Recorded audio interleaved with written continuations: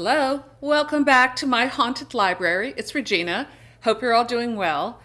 If I seem like I'm in a really good mood today, it's because I am. Because it is my birthday and I'm feeling very positive about today. It's raining. You know that song? I love that garbage song, I'm Only Happy When It Rains. That's me.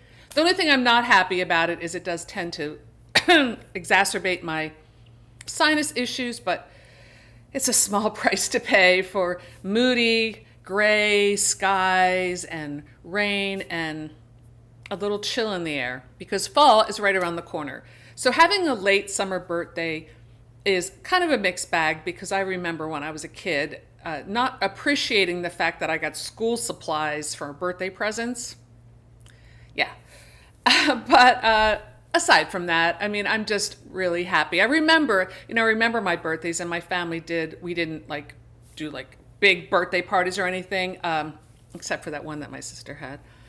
But aside from that, we would always have like a birthday cake. And one year, my dad, he had his own business.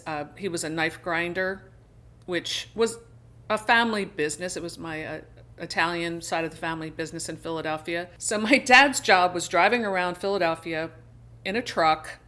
It was like one of those step vans with my Uncle Johnny. And the two of them were a two-man comedy team. Let me tell you, like it, I can't even begin to describe the laughter that would go on those rare occasions when I was allowed to ride along.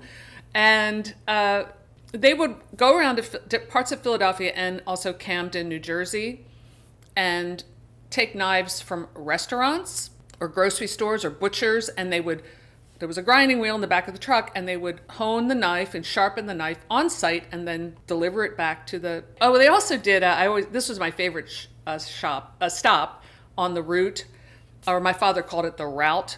He was from Philly. We also did like dressmaking shears from seamstresses. Now I don't even know. I think my cousin took over the business back in the day, but I don't even know if he's retired. I don't even know if they still have knife grinders, but it's a lost art. But that's what my Italian side of my family. That was their business. Like I said, it was a comedy routine. In the summertime, my dad would take us on the route. Never more than one kid at a time, but I think we each went like once every summer when we got to be a certain age. It was kind of like take your kid to work day. And you have to imagine this scene. There's a step van with that sliding side door. And we always went in the summertime. So the door would be open and there would just be like one bar, like one safety bar that you would hang on to. And there was no seat. My dad, or one, I don't know, one of them drove. I don't remember which one. And the other one was in the back, grinding the knives or doing whatever. And the kid, that would be me, would sit on a drawer. They had like a little drawer that had knives and all kinds of stuff in it. And the drawer would come, and the drawer was like the seat. I'm telling a story today because this is kind of, this is my birthday story. So I have a lot of stories. So you would sit on the drawer, the open drawer, and there's probably like knives like under your butt. Oh, no, I take that back. There was like a little like a little car seat, but not like a soft one. It was like one half-inch thick car seat. And then my dad would tie a rope around your waist. Because you're a skinny kid and you're bouncing and you're going like this so you don't fly out the door. Now, I don't think this would be legal today, just have to say. But, wait, hold on. So I was telling the story about my dad, and one of my best friends called to wish me a happy birthday, so I got distracted. Anyway, where was I? I don't tell the whole story because I could tell that, so many funny tales about going on the route with my dad and my Uncle Johnny. But I was relating it to my birthday, so I actually did have a point, sort of. And that was if you've ever been to Philadelphia, one place you definitely need to visit is the Reading Terminal Market. And they have incredible food, like in my Italian side of my family, that was like a big deal. Great food. And my uncle Leo was a butcher there forever. He worked there from the time he was 11 until he died when he was in his 70s. Actually, if you watch a Brian De Palma film called Blowout, my uncle's in the scene at the Reading Terminal Market. You can see him back there in his white little butcher shop robe. But anyway, so we used to get like incredible food from the Reading terminal, and we ate the best meat you can possibly imagine in my family because of my uncles. My dad would get really good steaks, I remember, incredible food from that market. But one year he got me the most incredible birthday cake from the Reading terminal. It was my 8th or 9th birthday. The cake was like a pond with little ducks on it because I had a pet duck. And it was so amazing and so special. So I'm thinking about my dad today.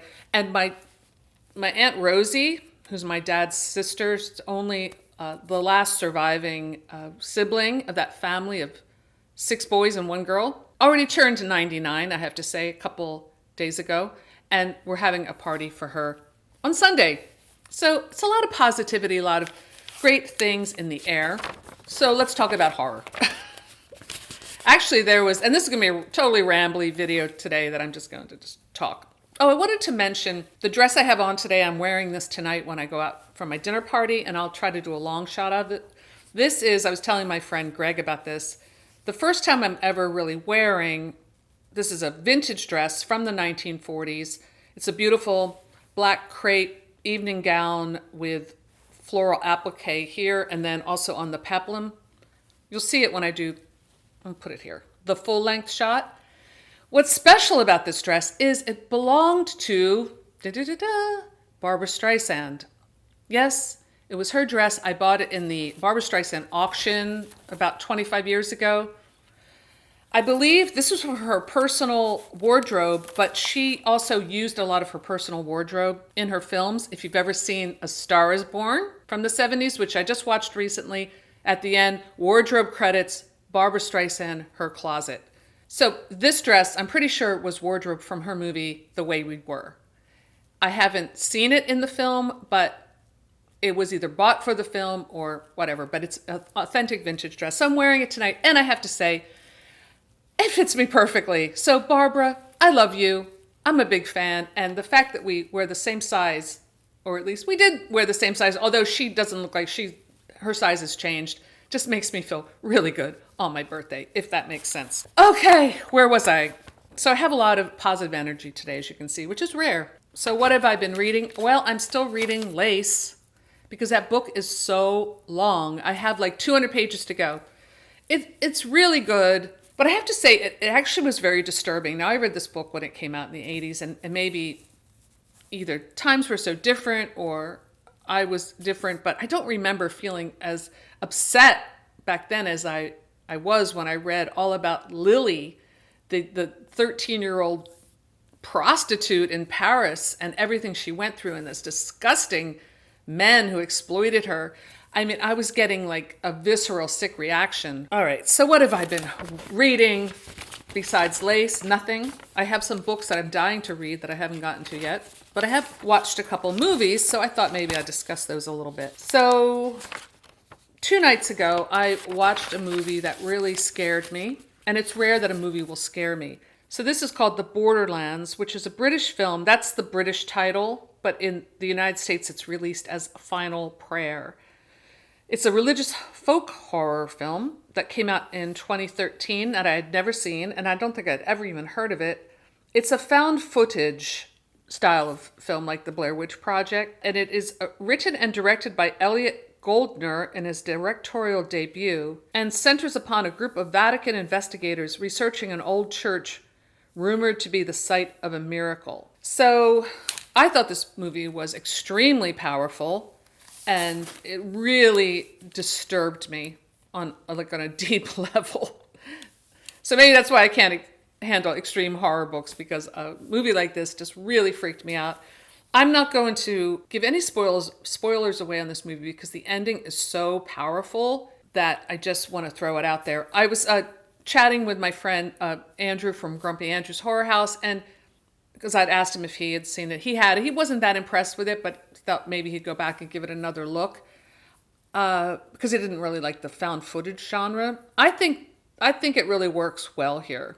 It's about these men. There are 4 in total, but they kind of come and go. And there's also a priest at this church. It's like a 12th century church that appears to be built on a pagan worship site. from centuries before that, going back God knows how long. And that's not really a new idea, but that's what folk horror is a lot about, is tapping into the old gods. It's very Lovecraftian. I found this film to be extremely Lovecraftian and really, really good. And as a Catholic myself, it did push some of those buttons, I have to say, but and not in a good way. But it's definitely worth watching. I might do like a video assessing some of my favorite or what films, religious horror films that I think are really good. This would definitely be on the list. So let me know in the comments below if you know this film, if you'd like to check it out. I thought it was really good, but it didn't get great reviews. So take that with a grain of salt. And then, speaking of Brian De Palma, as I did earlier, I watched last night a classic that is a bit forgotten as far as all of De Palma's movies, his horror films, and that is The Fury. The Fury is a 1978, and I remember seeing it in the theater, American supernatural horror thriller film directed by Brian De Palma and starring Kirk Douglas, John Cassavetes, Amy Irving, Carrie Snodgrass, Charles Durning, and Andrew Stevens. The screenplay by John Farris is based on the 1976 novel by the same name. I have the novel on my shelf. I have to just find it. I have read a couple John Farris books, although I can't remember offhand which ones. Now I'm really wanting to go and read the book because I really enjoyed the movie, even though I'd seen it before. I think, I saw it when it came out. I think I watched it again, I don't know, maybe 20 years ago. But I watched it very closely this time around, and it's really, really good. First of all, what an incredible cast, right? Like, it just, you don't get any better than that. Kirk Douglas is like that macho man he's wearing just a Speedo. Like, he's in his underwear for a lot of this film, and he's got to be at least 60, and he looks incredible.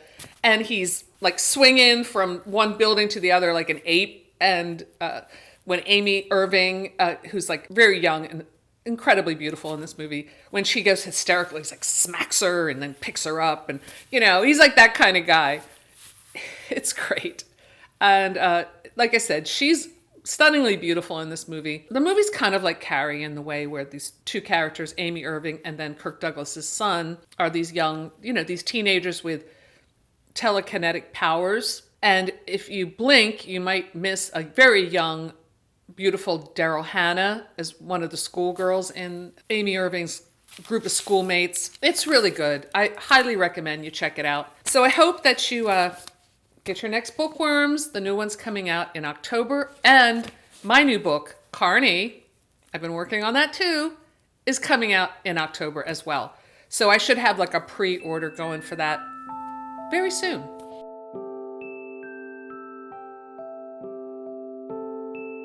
So that's all I have for today. Thanks for stopping by my haunted library, and I'll see you soon. Bye.